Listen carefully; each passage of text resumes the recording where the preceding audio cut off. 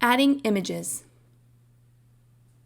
In order to make your course more engaging, we highly suggest adding visuals to enhance the content.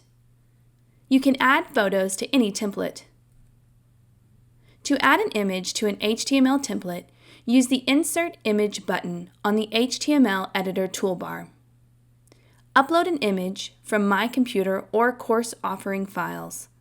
The URL option is not recommended. After selecting My Computer or Course Offering Files, upload your image by selecting the Upload button. Find your image from your computer or your course offering files and upload the image.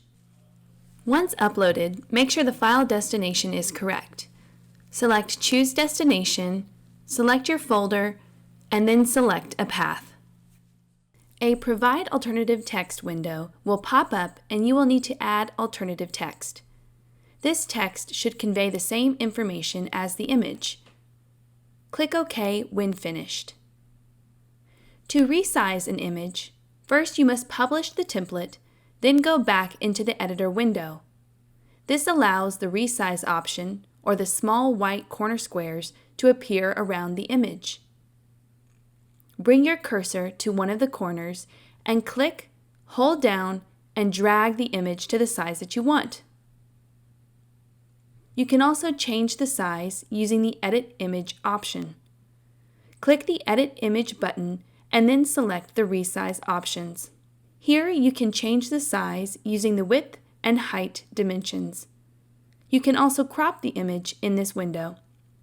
To change the alignment of your image, simply select the image and find the drop-down menu of the Alignment and Lists sections. There you will find the option to align left, align right, and align center. If you are using a template that has an image placeholder, such as the Meet Your Facilitator page, then you click on the image, select the Insert Image button, upload your photo,